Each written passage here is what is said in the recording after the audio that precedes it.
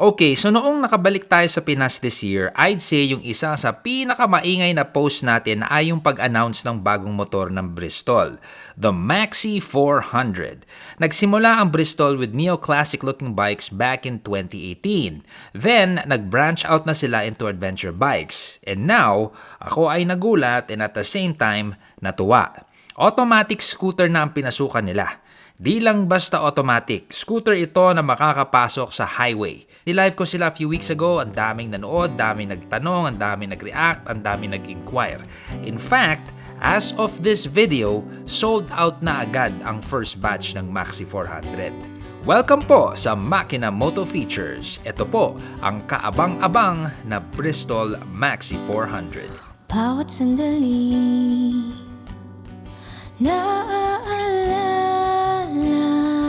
ang mga pinagsaluhang ngiti at mga pagturo sa lahat ng pinangarap mo sa ating dalawa. Bakit biglang nabaling na sa iba?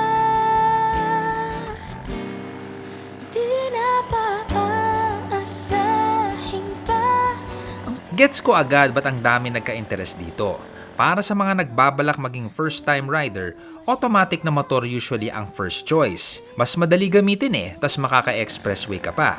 Para naman sa mga long-time riders na frustrated na hindi maka-highway at ayaw naman mag-big bike, Maxi scoots below 500cc ang highly na kinoconsider. Makina ng Bristol. Ang ganda talaga sabihin yung word na yun, ano? Makina. Makina. Ang makina ng Bristol ay isang single-cylinder na 377cc. Now, according to Bristol Philippines, registered ito as 400cc sa papel, kaya expressway legal ito. Honestly, hindi ko alam kung anong sistema nila sa ganyan, and this is true for other brands as well, na slightly below 400cc pero registered siya as 400, like KTM and Kawasaki and Bajaj and so on. Anyway, pinasa ng LTO yun na yun. Lakas nito ay 29.1 HP at 33.5 Nm of torque. Para sa akin, yung timbang niya na 458 pounds, quite capable ang lakas niya. Yung torque niya, yan ang nagpasaya sa kanya, despite its hefty weight.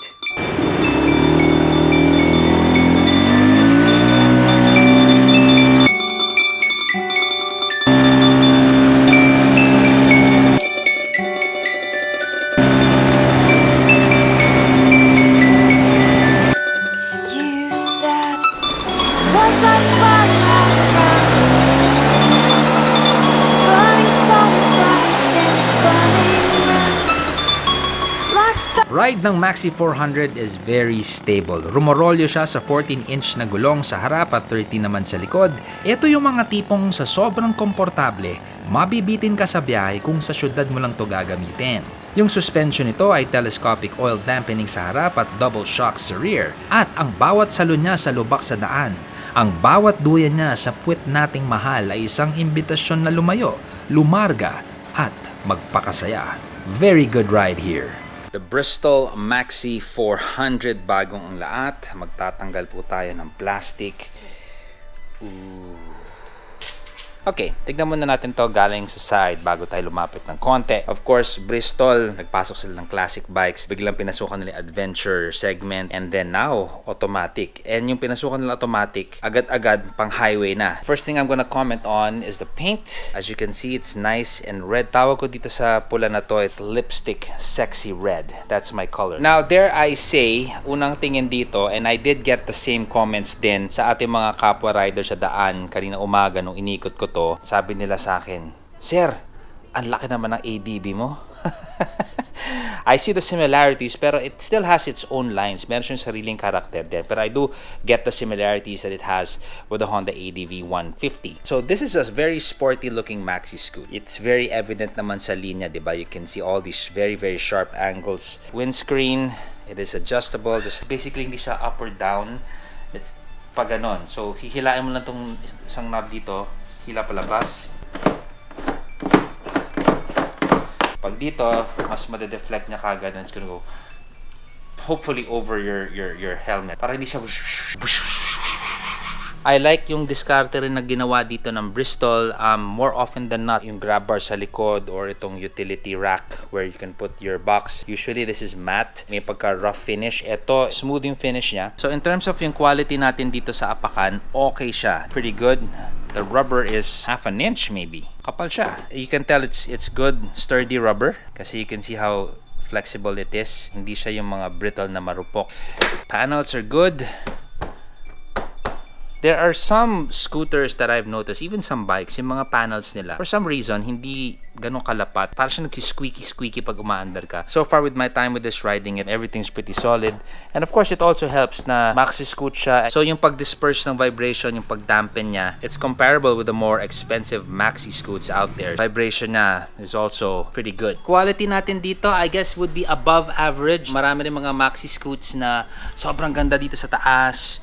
Pero pagbaba dito sa baba, medyo they kind of scrimp on it. But this is actually not bad. And you can tell it with how they finished it. Even this kind of spring is good quality. See? So with this, unang tingin, parang akala natin, uy, charging port na lighter socket. But no, when you open it up, it's a USB port. And it's situated here. Just make sure yung cable nyo medyo mahaba-haba and it's manageable because nandito siya sa ating handlebar. So this is gonna be moving. Now, since we are riders, marami sa atin nagbe-belt bag. You can already imagine na yung cable mo dito will go to the belt bag dito sa waist mo. So andun yung cable mo dito or dito nyo nalagay yung gadgets nyo. Now, if I may have a little suggestion here, maganda rin siguro na meron ditong provision or parang pwede mong i-route yung kable para dire-diretso siya dito, di ba? And you can still close it. Siyempre, we don't want this to be open while you're riding around town. So, for reference, chinelas check. Oh, saktong-sakto lang.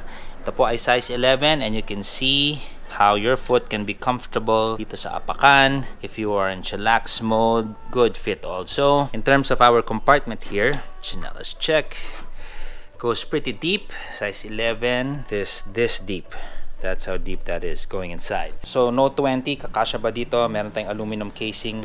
Kasyang-kasya, boss. I think another room for improvement, mas maganda siguro kung spring action na pag sinarado mo, kakagat siya para magsira, tapos tutulak mo ulit para bumukas. And if I look at it from this side also, the reason why I would prefer push locking mechanism is para mas malinis pa to tignan, para wala siya nakausli dito, di ba? Of course, as is customary with Makina, kailangan natin gawin yung ating saba test. Saba number 1, 2, 3, 4, 5. Holy cow, 6, 7, 8 sabas kasya dyan.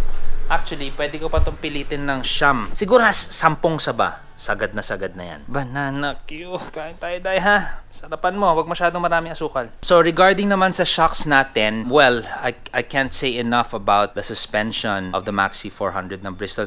Para sa akin, one of the shining points is yung suspension niya. It's behaving like a much bigger Maxi scoot pa nga eh. Napakaganda ng suspension niya. Napakalapat sa puwet. Napakasarap sa puwet. If you're gonna go on a long ride, hindi talaga siya nakakapagod. Now, looks-wise, it's okay. But I would prefer kung monoshock tayo at nakatago sa loob. But again, that's like, kailangan nila i-redesign yung buong chassis, di ba, para gawin yun. I don't know, maybe in the future. Gulong naman, we have CST, size 13 sa likod. Pretty good dun sa paggamit namin around town. Maganda siya sa kantuhan. Makapit din siya, not bad. And of course, at the front, meron tayong size 14. Of course, in this level, again, nakakatawa. May ABS na po tayo sa harap. And sa likod, ABS din, of course. Okay, here's a point that I wanted to show you guys.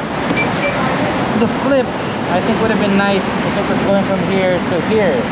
As you will see, as you will put some gasoline. Sige, subukan mo, boss. As opposed sa ibang motor, di ba, straight down. Ito may angle ng ganon. It's because of this flap. I think okay rin siya kung yung hinge nito ay malilipat dito para mabukas, para mas upright siya.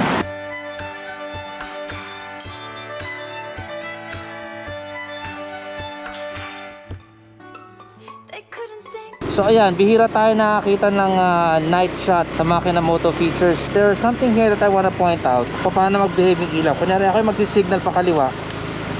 Kita nyo yan, may umilaw na iba. May extra kang extension.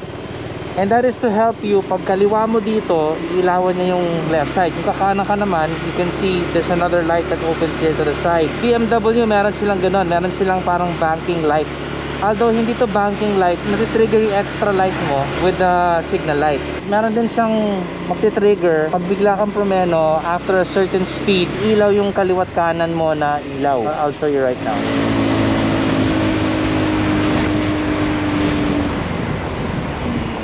There, kita niyo ilaw? Ilaw sa gilid, bitaw, nawawala siya. Galing, di ba? If you do that below 60 kilometers an hour, hindi iilaw yung gilid. So yeah, just so many things going on with this Maxi scooter na nakakatuwa. Alright, let's try some brakes. Maxi 400 mga kaibigan. Ganda umaga. Sabi niya, eto na naman siya nagsusubok ng brakes. Nagpupudpud ng gulong. Okay, we're gonna try squeezing the left first. Of course, this Maxi Scoot, ABS tayo. 40 kilometers an hour. Slam on the brakes.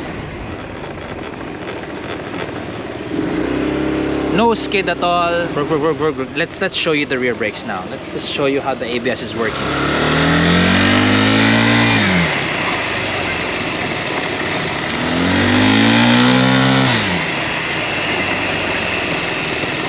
Meron siyang initial swell, bumubuka siyang ganon, tapos biglang juk. Let's try the front this time.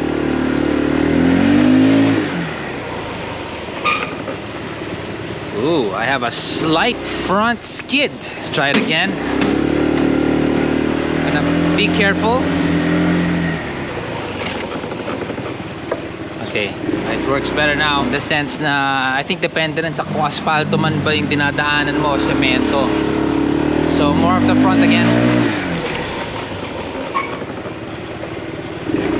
Still stopping great, and mind you, ito po ay talagang piga.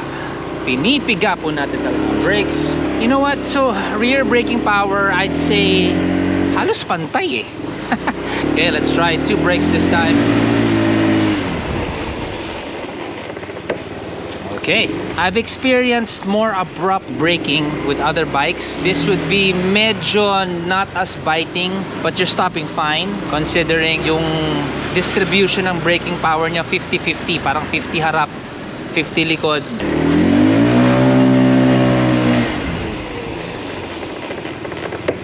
It also helps, itong CST tires na to. This is a brand new scooter. Ma-comment ko lang yung gulong ng CST. I'm actually impressed. Maganda yung kapit niya. So I guess it's in relation also to yung whole handling experience ng Maxi 400 eh. Tapos pinantayan mo pa o sinabayan mo pa ng CST tires. Uy, may delivery ng tubig!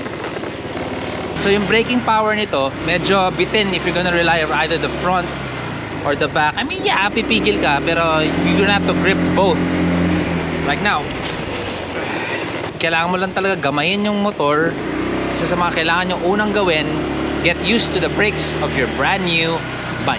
So far, so good ako sa Bristol Maxi 400. Given na hindi siya kasing liksi sa mga maliliit niyang counterpart na automatic. Pero yun nga, di naman makaka-highway yung mga yon. So, may kompromiso sa dalawang kampo. This is a short-term test ride, and syempre kung may lalabas na topak yung motor, I have no way of finding out at this point unless mag-time travel tayo. Pero kung meron akong i-request sa Bristol na pwedeng i-improve pa dito, it's gonna be on the aesthetic side. Yung kulay and style niya pwede pang ilaro to keep up with the times. Like sana magkaroon sila ng pastel colors like Massilia Gray na glossy, yung mga lumalabas sa mga Audi at BMW, or kaya mustard yellow glossy. Super sleek dating ng Maxi 400 mo niyan, and bagay sa mga linya niya. Now, let's check out what's under the seat. Aba, meron din tayong spring-loaded action over here, which is good. So, it's not as deep as I would want this to be. That's how deep it is. Dito mas malalim. Bumabawi dito, meron tayong space dito to accommodate the helmet. So, let's try kung anong helmet ang kasya. Try natin pahiga. No, be this way. No. Let's go pilot mode. This is the closest I can.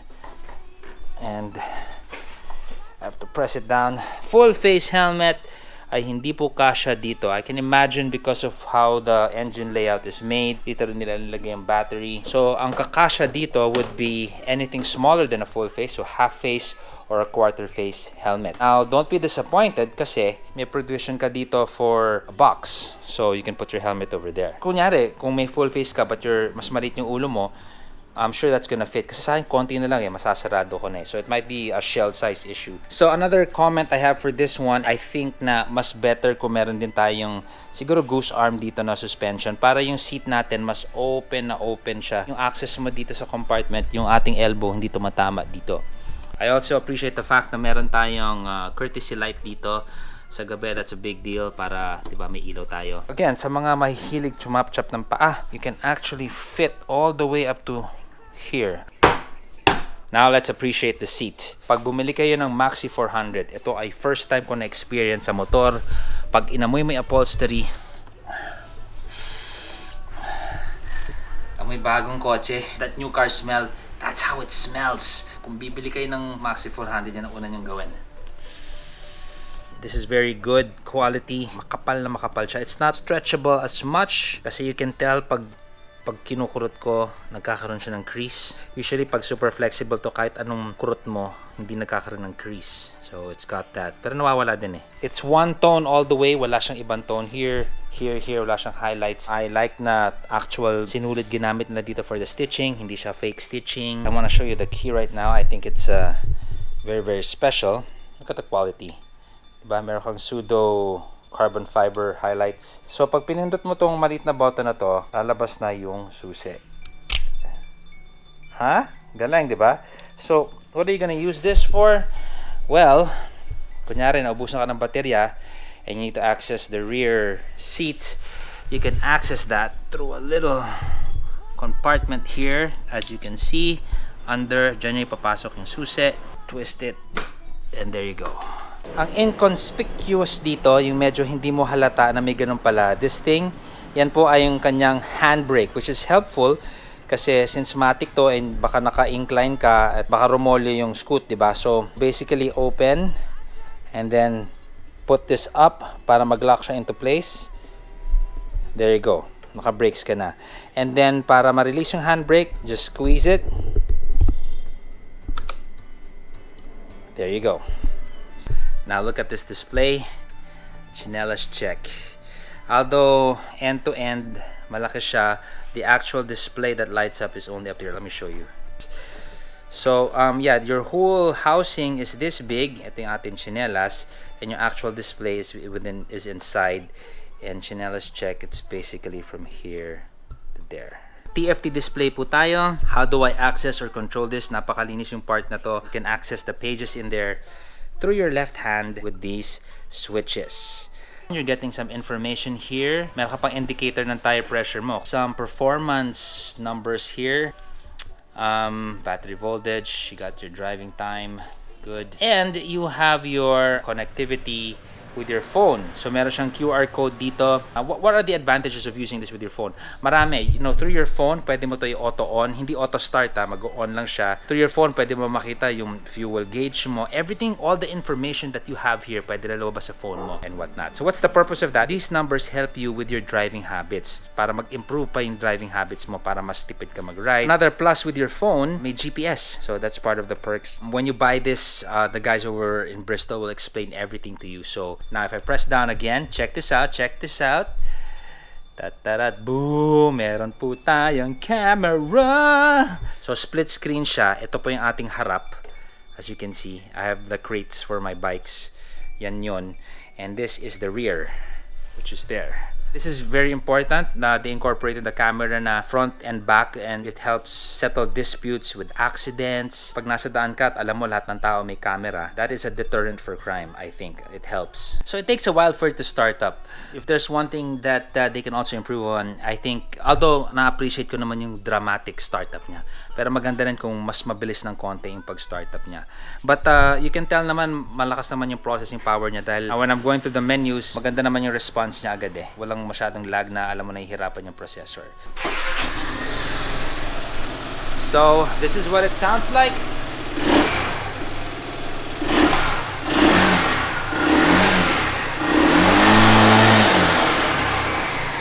And for our lights, very nice front facade. Ignore nyo lang po itong nag-flicker dahil sa shutter speed lang ng camera ko yan. Yeah, very sharp looking. You know what this face reminds me of? Multiple projectors in this configuration. Naalala ko dito Alfa Romeo for some reason. Tapos pula pa. And you have this also. So this is a very Italian looking actually for me. Headlight, no headlight, headlight, our signal light, LED syempre, and dito sa likod, it is LED all the way. Press the brakes. Those are our brakes. This reminds me of Wonder Woman. Diba?